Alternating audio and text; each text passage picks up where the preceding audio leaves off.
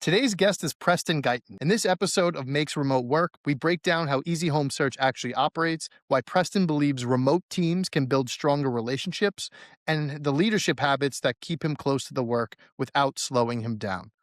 Hope you enjoy.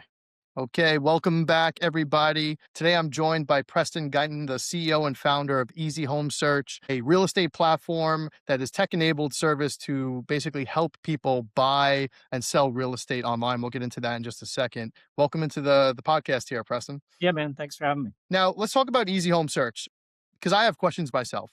Okay. Would you classify your business as more of a tech company or a real estate company? Because there's an element of both here, right? It's a tech platform in a sense where consumers can go online and find listings and services and whatnot. But then you also connect people to agents too, isn't that right? Yeah, so we are definitely more tech. We built the platform. It's similar to other real estate platforms. So definitely tech. I mean, we have to be in real estate to pull all the real estate data. So we have to be a real estate company or brokerage to show and display homes for sale and all that. My background is real estate. I've been in it 20 years, but also Hmm. focused on technology and building technology. Part of Easy Home Search is we're also launching SureSend CRM, which actually launched this month. And that is built to be an industry agnostic CRM. So it's taking all the things that we're doing on the lead gen side for the real estate and like building it in a way that help teams and companies convert. And not only real estate, it's really built to be across any industry. And are you all primarily remote, hybrid? Is there an office that people go into? Yeah, I'm in the office here, and we actually have a shared workspace. It's called Emerge. It's a nonprofit, so it's kind of like a think tank. And then a majority of everybody else is remote. I mean, building technology with SureSend and Easy Home Search, it's very hard to find that local, I think, in any market. So we have our team is spread across from Argentina to Canada to Brazil, and then a majority of our are in the States, but they're in different states than we are in. And you mentioned you used to be on the realtor side of things, right?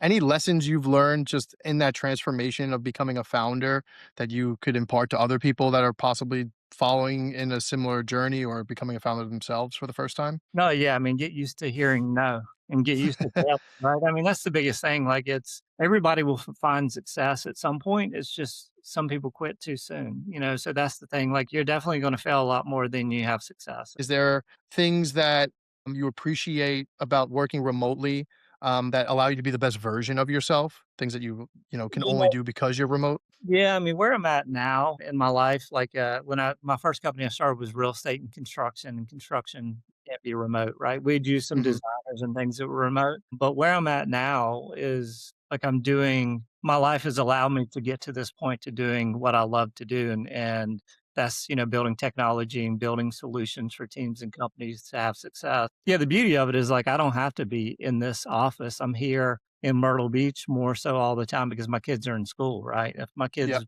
in school, I would be a lot of other places than here. So, it also it's interesting too. Like we have developers in Argentina that I built really good relationships with, and Brazil and everything else. And there's no other way you could do that unless you have a company and you allow remote work. So it's really what I love doing now for sure. As a leader, how do you stay in the know on things, right? Because if everybody's generally dispersed, like, do you have checkpoints? Are you utilizing any sort of type of AI to get updates? Like, how do you basically, get a good pulse on the organizations? Or any practices that you do or rituals, if you want to call them that, Yeah. that help? I'm pretty deep into like I'm the one that's gonna jump and knock on somebody's door and just hop in, you know what I mean? It's just I like to tell people I'm never above sweeping the floors. Like it doesn't if I have to jump in and do the work myself, I'll do it and I enjoy it. Like it's and I say that because I had a construction company at one point, and one of the guys I worked with, and we built mainly oceanfront houses, and we built a lot of them.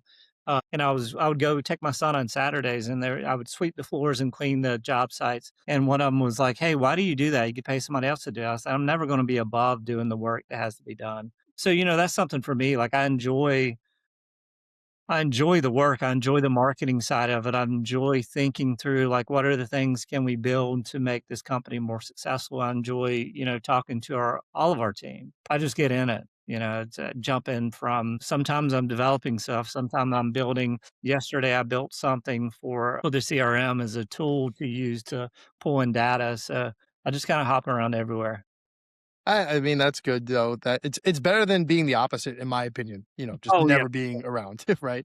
Yeah, and Whereas Preston, I don't know. He's somewhere. you gotta be approachable as well, like, Yes. there's not one person, I don't think, in the company that feels like they can approach me about something, it could be something good, it could be bad, I always listen, and, that's a big part of it, listening to what other people have, taking their ideas and, putting stuff out there, so, I mean, that's the way I enjoy to run the business. Let's elaborate on that one because I have a question for you more of like, what's a misconception that you find about remote work that you find yourself kind of you know, defending, so to speak, right? Because you just said like you're super approachable and you want people to be able to come to you. In a remote world, that might be hard, like depending on how you schedule your meetings and what your availability is.